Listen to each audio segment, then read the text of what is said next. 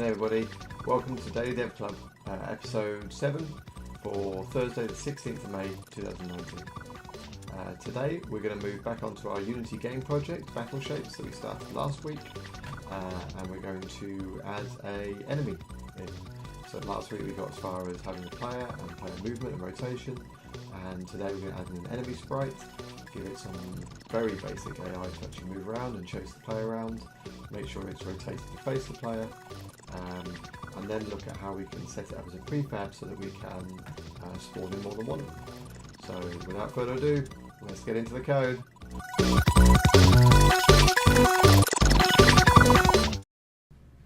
Okay, so we're going to pick up where we left off last week with our Battle Shapes Unity game.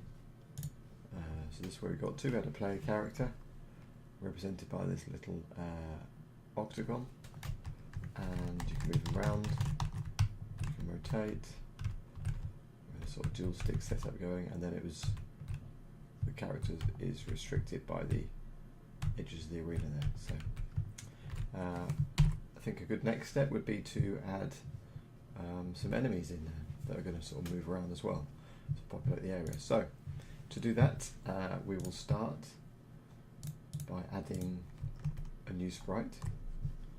So again, another basic shape. Let's go with a triangle. So let's pop that in there. That one. Okay, we can see that pop up there. So just as we did last week with the player, we're going to drag that triangle now out to here. We'll rename him enemy. And we want to create an enemy script now to control the behavior. So we'll do that, and we'll drag that straight onto there, so we get that second. Okay, drag that out onto there. So now we can see it's got our enemy behavior there. So now we can open up our code editor, open up our script, and we have a blank mono behavior to start giving some life to this enemy. So let's start with some basic movement. We'll just go for something random at the minute, just to sort of have it moving around the place. So we can do that in update, obviously. That gets called each frame. That's where we can amend the movement of the game object that this is attached to. And we'll use the random function, which takes a min and max. So if we define what we want our min and max to actually be each time, so we'll have min, let's say, well, we can play with it, so just set up values 10, min mid 10, and what we're going to do is we're going to make sure that we times that by the delta time, so that, again, like last week with the movement of the player, if there are bigger gaps between the frames, bigger gaps between this update call, then we're sort of scaling the motion, so we won't have jumpy sort of motion where we're always moving by somewhere on this range of movement. So min to 0, that makes more sense with it. But somewhere on this 0 to 10 sort of range of movement. What we don't want is the movement to end up being jumpy because there's a bigger gap between frames. We're always moving, 10 each frame, but the frames are inconsistent time-wise. So by scaling it by the time, we should have smoother motion. Actually, I guess we could probably actually do the min-max for the random and then times the output by the delta time. That might work better. So we just want x and y motion, so do a new vector 3, that's going to be our x, that's going to be our y, and 0 for the z. And then we can do, like we did last week, so transform, position, and we'll just add this new vector to it. So we're effectively adding a sort of differing amount, a randomized amount of movement each frame. So let's give that a go now. So we should fire each frame, we've attached that to the enemy. Let's just start the enemy in a slightly different spot. So let's have a look. It's too far out, so maybe we put 3, so starting over there. Okay, let's fire that up.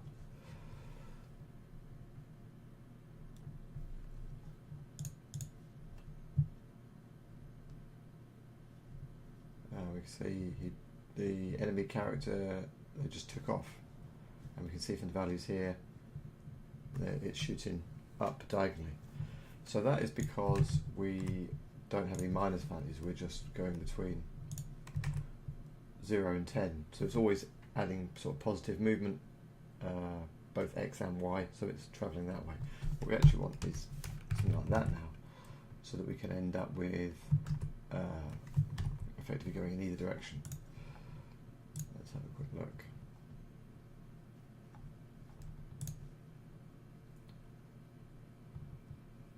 Okay, there we go, and then we've got some randomised movement now.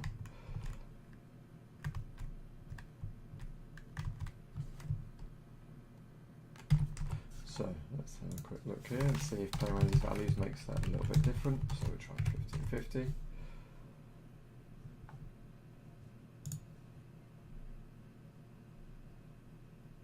That makes it way jumpier.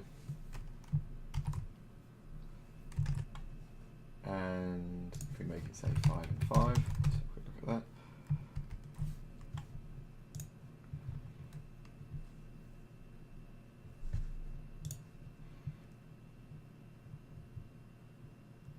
This is much more sort of constrained movement. So obviously the randomness of it means that it sort of looks very juddery and basically all over the place. So what would be good is to sort of have random amounts of movement, but actually still have a sort of basic sense of AI, in as much as it's probably, you know, always trying to move towards the player, for example, so trying to chase them around. We don't want them to zero in on the player all the time, because that would just be way too difficult. But we want them to have a sense of where the player is, so that even if the movements are random, we have a sort of pattern to it, so that it looks like they're still doing something sensible rather than just you know, literal random movement. Okay, so I think we'll go. Let's just finalise that and see what looks best, and then we'll make this a little bit more intelligent. Okay, so that'll do for now. Okay, so we have our enemy, we have a script set up, we've got movement in. Now we just need to give it a sense of where the actual player is going to be. So in here, we are going to define a game object, and this will be our player. Now when we define a public reference like this, and we wait for that to recompile, when we look in the inspector, we can see now we have a property there, our player, and it's expecting a game object. And then we can drag our game object over, and it completes that reference for us. So now, in the script, we know that's going to be set up correctly. So,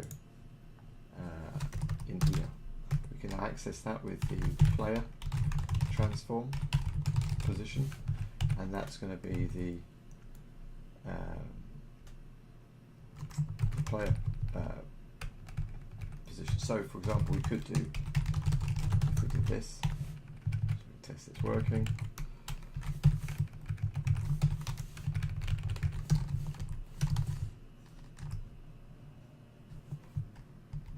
This should just copy the player position, basically. So we can see that that does that. Okay. So we don't want that, we want a random range of movement, but we want it towards the player. So what we can do is, if we have, let's say, the current position X, and we take the current enemy position and the current player position X, that's the distance, that's the X distance between them. So that's the maximum distance. So if we then have a random range between 0 that distance, and then we times that by the delta time to make sure it's sort of scale of movement.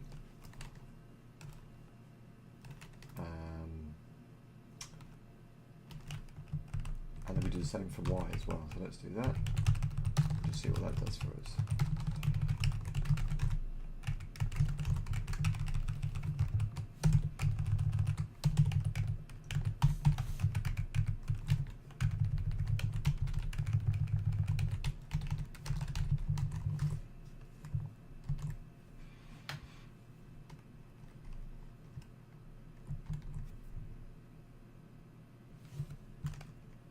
So we can see there again, it's sort of heading off in that direction again because it's all positive values that we seem to have.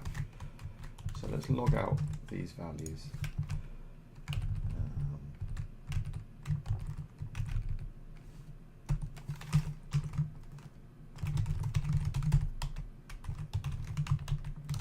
Just so we can get a sense of the math and then figure out the best way to sort of find basically we're looking for the enemy to close that gap, but to do so in a way that doesn't seem unfair or uniform. So we'll do that, and we won't actually amend the transform, we'll log that out and we'll look at what the differences are in those values between the two transforms as we move the player around.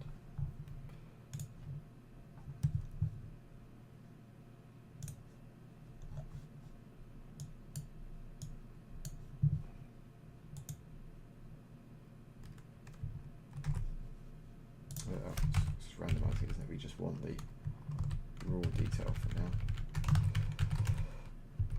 So we can see what the actual values are and then see how that would factor into any calculations.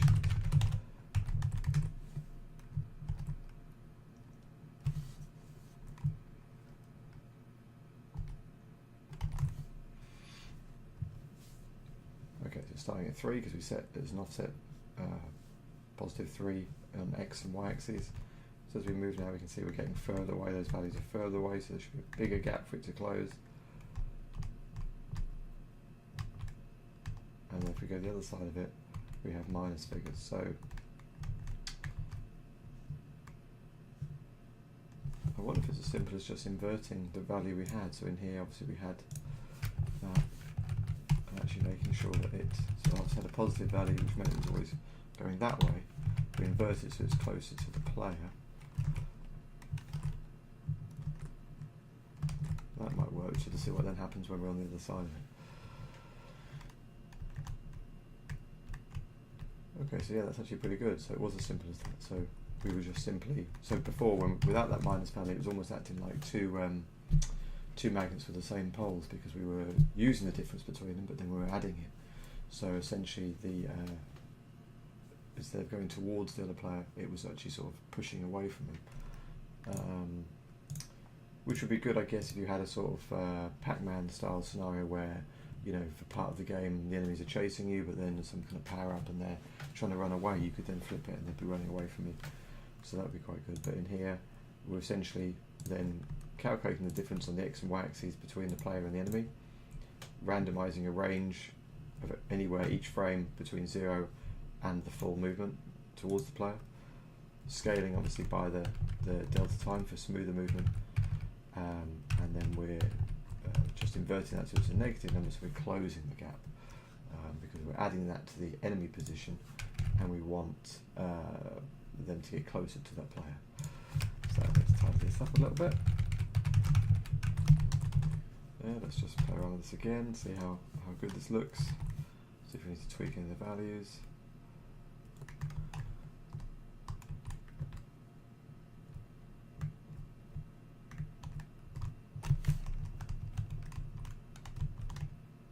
That's pretty nice for sort of a basic, just simple follow routine that seems to work quite nice and smoothly. Let's just play around with this a little bit and see if that makes much of a difference. Let's get that speed right so that it feels like you're sort of being chased, but not that it's able to close the gap too quickly.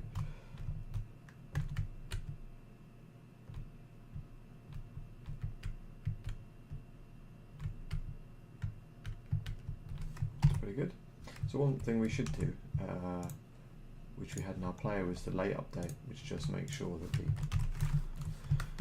that transform can't go outside the boundaries of the arena.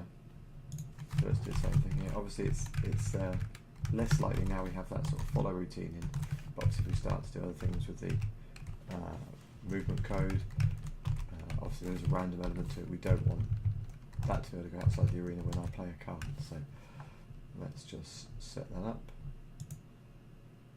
Just make sure that doesn't break anything.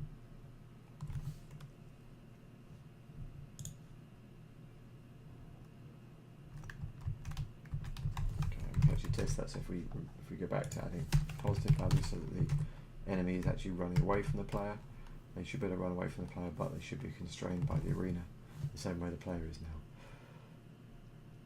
So you can see there that they're running away, but they can only sort of go so far.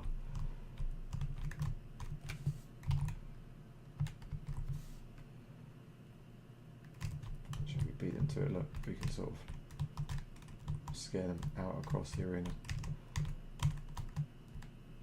but they can't actually leave. We still have the constraints of the actual play area, which is good. Let's just pop that back then if we want that to actually chase them. So there we go. We have sort of a very basic AI. One other good thing to add now would be the rotation. So obviously we have one of these very basic sprites.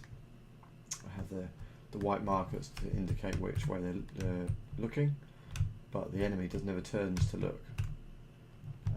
So obviously that would be kind of good if it could sort of always keep an eye on the player, so to speak, especially as it's moving towards the player all the time.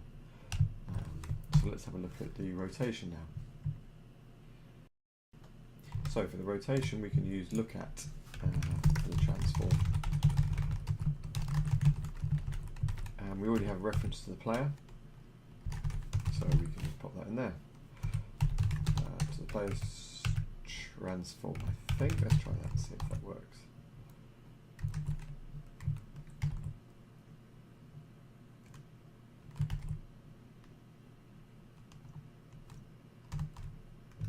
Disappeared. So that's not quite right then. Let's have a look.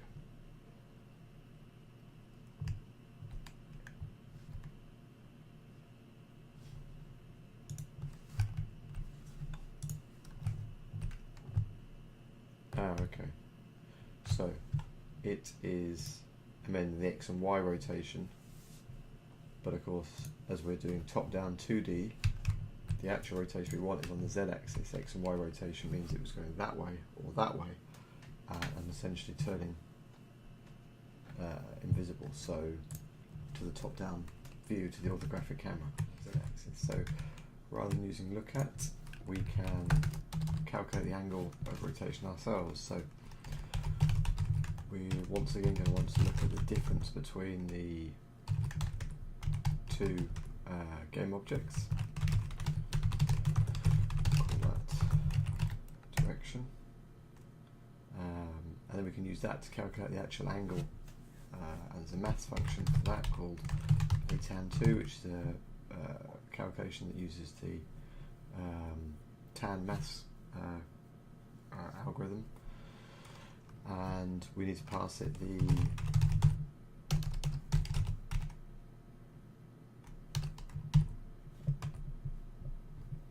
y and x, and then we times that by rad to degrees. That calculates tan2 calculates the angle in radians, and we have to multiply by this constant to turn the radians into degrees for the angle. So I think this is our angle, and from there we can then set rotation on our enemy object. We'll do that with a quaternion, so we have vectors for positions, rotations are set with quaternion objects, and we're going to use a Euler static method that instantiates a quaternion based on x, y, and z angles in degrees. So in this case, obviously the x and y is 0, and we have our angle for the z. print that out and let's have a look and see what that does for us.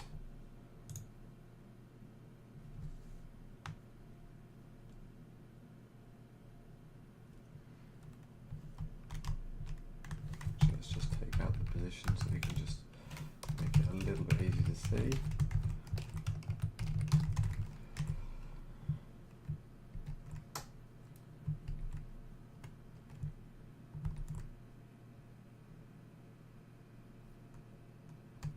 So you can see that does rotate with our user, but it's sort of offset somewhat. So let's try changing that so that,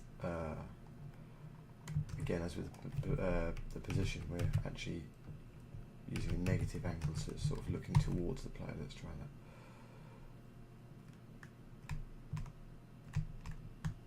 So it then goes the opposite way. We have these flipped, we do that the other way around, X and Y.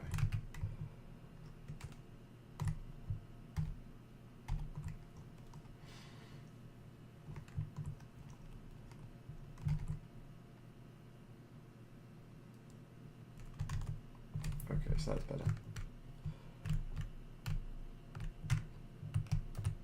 Yeah, that works. So it's sort of always rotating now to look at our player. And if we add back in the movement on the positioning, take that, so we don't need that. We don't need that.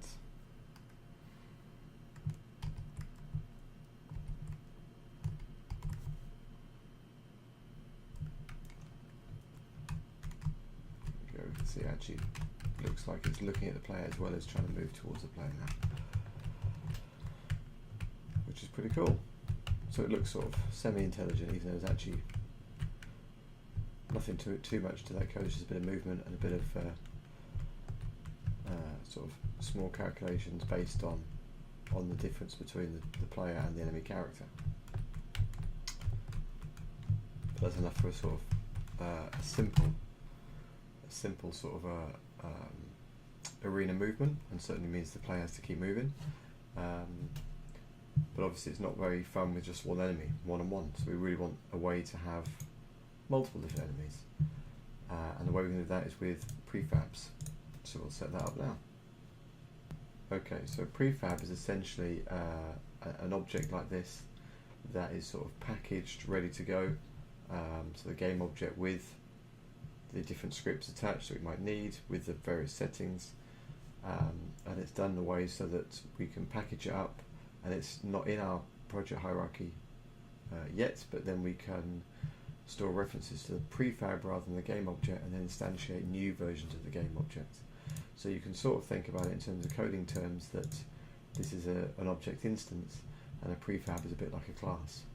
So we want to turn this enemy now into a class of enemy, and then we want to be able to instantiate instances of that on demand. So the way we're going to do that, we'll set up a new folder. We'll call it prefabs.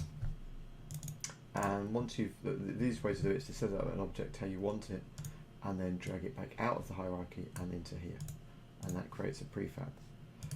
From here, we can actually then remove it from our hierarchy, and now we just need a way to instantiate it. So the way we're going to do that now is to create a new empty game object. We're going to call this game manager. Actually, we'll just call that game. And it's going to have sort of global higher level game scripts on it, and we're going to create a new script called game manager, and we will attach this to our game object. Let's just run that, make sure it's all running okay. Yeah, so we can see back to having the player and no enemies yet. So we now want to open up our game manager script, and in here we are going to want to instantiate the game object. So we need a reference as a game object, I think. So we'll call that enemy.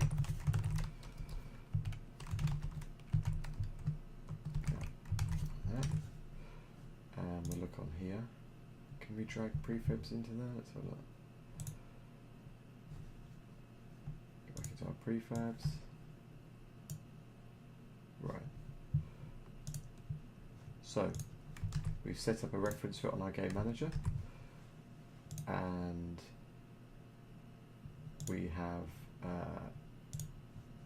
dragged our prefab into that particular reference.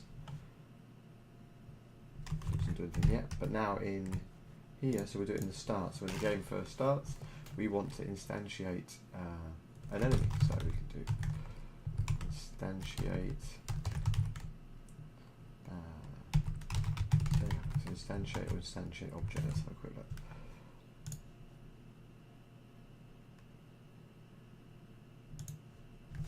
Let's try that then. Yeah. Okay, so we can see that that works, and when we ran the game, we now have an enemy object up here. It says clone on it because that was created sort of at runtime by a script, and we can see that we have our enemy script on there. We can also see that it's not moving and it's not looking, and we're getting this error.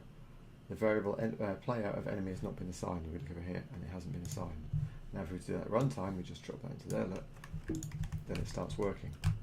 But obviously that doesn't work at runtime when we're instantiating that object. So what we're going to want to do is to have our player on here, on our game manager, so it knows about the type of enemy we want to create and the player reference. We'll drag our player over here, and then for each object we instantiate, we are going to want to set the player. Now we know that's of class enemy, and that's where this player variable exists, so we're going to have to cast that. So we want to say enemy, and we'll store it in the variable, and we need to cast what's coming back. So this instantiates it as a game object, but we can cast that coming back, and then we can say player equals player, and then we set it when we clone it. Let's give that a go. Oh, of course we need to that clashes, so let's just do E for use. Easy use, right, there we go. Okay, so now it's saying it cannot convert type of game object to enemy, so we can't cast the response from there back. So that's coming back as an object. But oh, that's right, we need to grab the component. So on a game object, let's have a quick look at the docs. But on a game object, obviously we can have multiple different scripts and components as they're referred to. And so we want to, although we have a reference to the player, sorry, no, the enemy one wasn't we looking at. So although we have a reference on our enemy game object that we're instantiating, we actually want to grab the enemy component, cast that as the class that we have, the enemy class, and then we can access and set that variable. So we can do that like this, and that should work, I think. Let's double check the docs. Game object.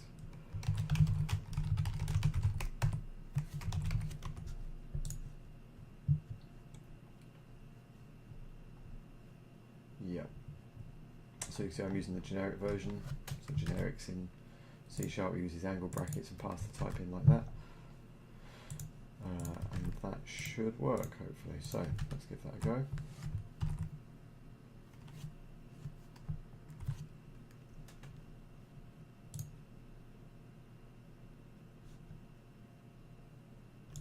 And there we go. So we have an enemy and it's moving and looking. And if we click over here, we've got our enemy clone that's been created at runtime, and it has the player set, which is great. Now we are able to do this at runtime. We can take it to the next level, and we can have a parameter for number of enemies, and then we can, in a loop here, create more than one. So we make this a little bit more interesting, a little bit more challenging for the player. So we set that up here. You can see we're not hard coded a number. We can set a default, so we could say 10, for example, and then we go back into the inspector. We click on our game in here, which the default's not coming through. Okay, that's right. We'll set it to 10 anyway in here. And now when we do that, we should see it loops through and creates 10 of those enemies. So you see we've got a whole bunch of them here now. But obviously they're all being created in the same spot, which is particularly handy. So now we need to space them out across the screen. And we can do that. Obviously we can access the transform on that game object as well. So what we're going to want to do is to set the position to a new vector. And we're not worried about the z-axis, we're just worried about the x and y. And we can use a random range. And we really want to go on the screen bounds. So, like we did in here, we grab the screen bounds in here. We'll do the same thing.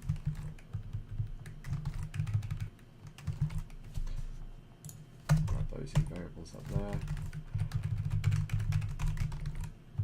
And we only really need them in here, so we'll just do float, give those local variables.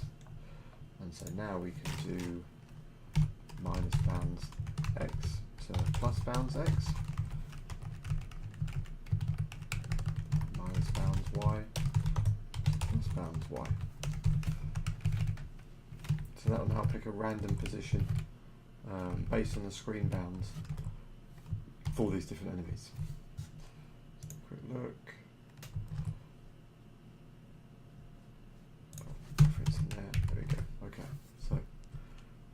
Playtest.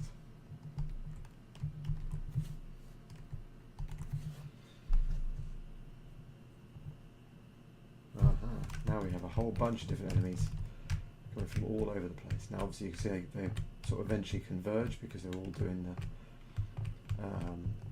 the same thing essentially. They have the exact same AI, so they all essentially eventually end up converging on the player. But at least to begin with, we have a whole bunch of enemies, and they're all starting from random points, randomized places. And we can go a bit crazy with that now. We can set that to 100 enemies instead. And there's a whole bunch of them now. We could even do 1,000. Let's see what that looks like. Whoa, okay, yeah. And then they will converge and chase the player around.